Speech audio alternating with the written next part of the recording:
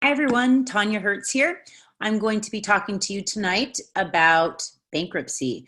We'll talk a little bit about bankruptcy and then we'll look at some of the organizational structures other than the legal structures that we've talked about in the previous video. So let's get started. Fun chapter. Let's see, bankruptcy. So I'm sharing with you my screen with the slides on bankruptcy. And I'm going to start by talking a little bit about the different chapters of bankruptcy. So we're not going to talk about all of them in depth, but I just want to kind of touch on, well, first of all, why we're talking about this. So as entrepreneurs, there's a high probability that a business that we start could fail. And when that business fails, or if that business fails, I should say, it does not mean that we're done, right? For the rest of our lives, we'll never start another business. It's without bankruptcy, it could be very bad. With bankruptcy, we can, in essence, hit the reset button, start over, have our debts forgiven, and hopefully start again. So there are two kinds of bankruptcy, two overall types of bankruptcy. There's a total liquidation bankruptcy, and then there is reorganization of bankruptcy. Now, they could be both personal or business or a combination of both. So Chapter 7 is the total liquidation that I was talking about. Chapter 7 bankruptcy, we also call this straight bankruptcy. It's when all of the assets are taken. So in essence, I'll describe a scenario. So for the Chapter 7 bankruptcy, let's say I have a business and it's failing and I realize I need to declare bankruptcy. I go in front of the judge and I ask for a Chapter 7. The judge will listen and hear how many assets we have, and then he or she will take those assets, pay back all of the debtors, all the creditors, and then whatever's remaining, whatever debt is remaining, is forgiven, right? It gets wiped off. And then they're not allowed to come after you anymore. They're not allowed to ask for the money ever again. It's gone, right? It's wiped clean.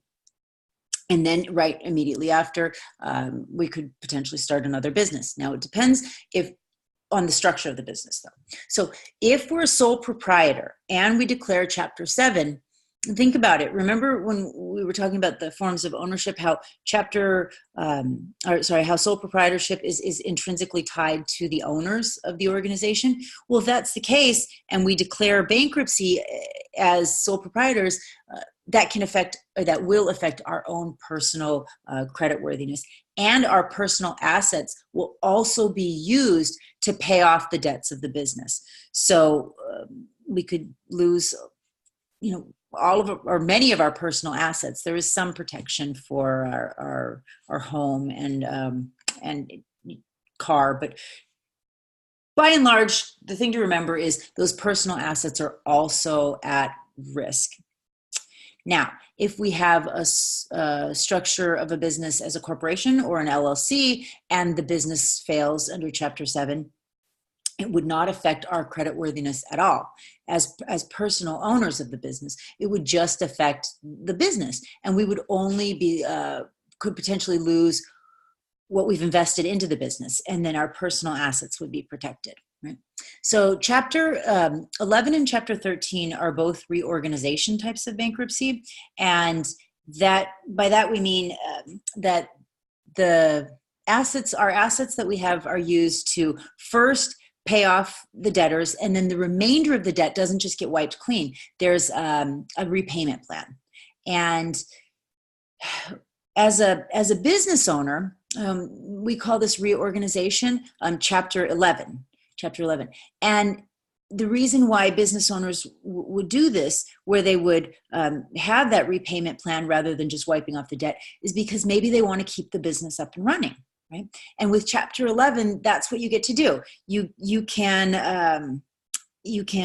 have your debt reduced. Usually the judge will reduce the amount of overall debt and then set up a plan to pay back the debt over a course of a number of years, depending, I think it's 7 years for a business, and it's somewhere around 7 to 8 years, depends on the type. So the reason a business does this is so they can continue going on, right? So they can have their debt reduced, have a payment plan that they can manage, and then continue business operations. With Chapter 7, that's not possible. If you are a business and you declare Chapter 7, we liquidate, the judge will liquidate everything and pay everything off, right?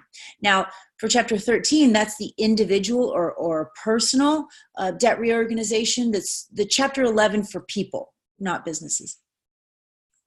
And this consumer version doesn't make quite as much sense as it does in the business version, because rather than getting your debt eliminated, you're making a repayment plan. If you're in a position to file for bankruptcy, you may as well file for bankruptcy, liquidation bankruptcy, and start again.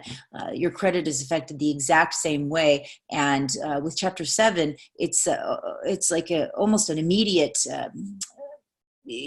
your credit score starts to go back up again as soon as the bankruptcy is discharged, where Chapter 13 can take years and years and years as you're paying it back. So that's that for the different kinds of bankruptcies. I did want to also just kind of say one thing about when people tend to file for bankruptcies, or when businesses do. And it's usually, as you see in the slide, around economically hard times. So you can see the financial crisis of 2008 right around here, and then people right after filed a lot of bankruptcies.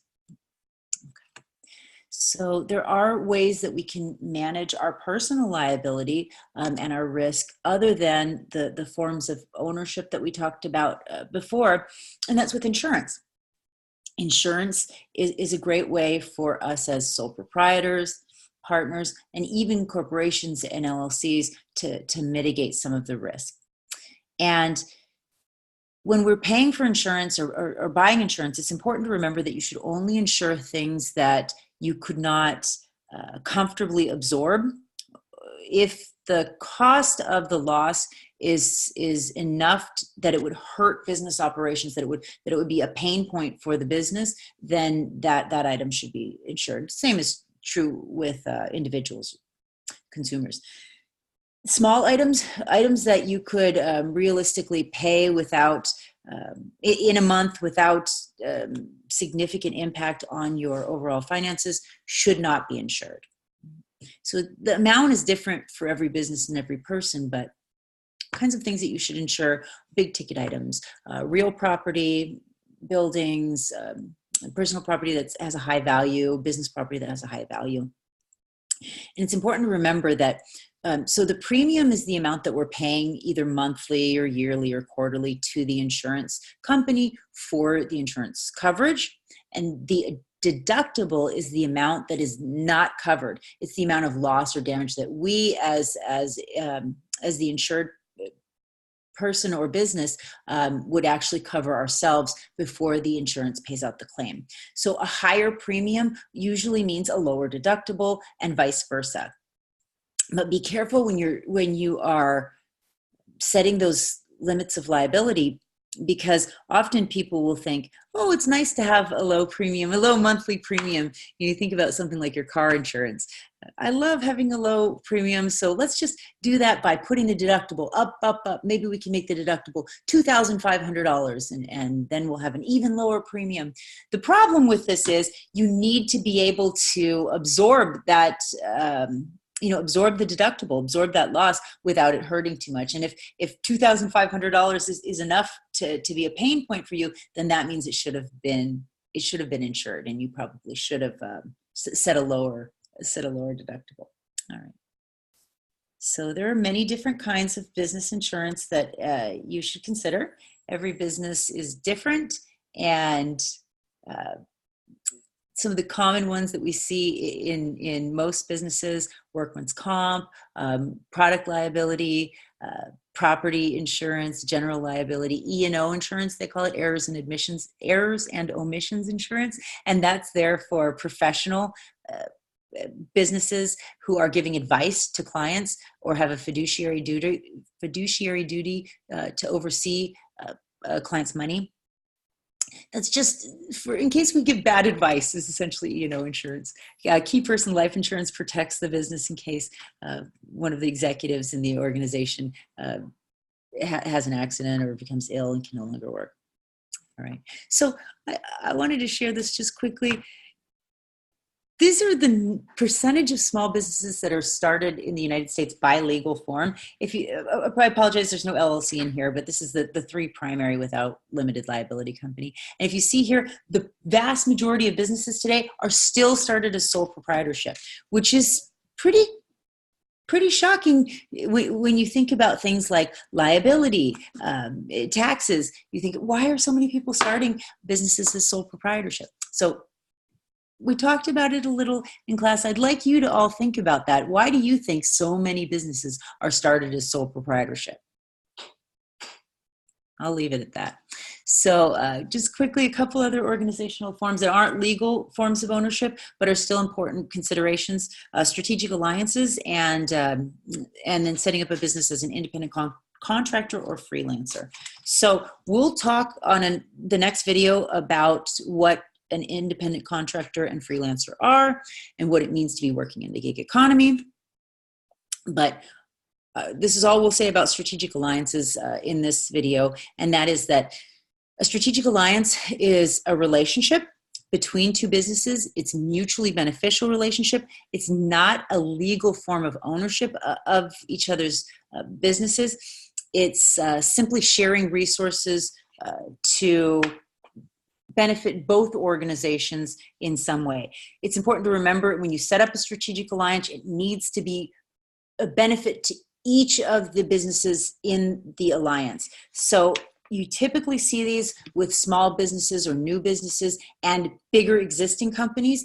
And the small business gets that benefit of having an established firm to give them legitimacy. And then the big business gets the benefit of oftentimes of being more innovative and more entrepreneurial, getting a little bit of an edge. But there's many other benefits that we can see when we see strategic alliances. So I will leave it there. We will see you in the next video, and I will say goodbye now.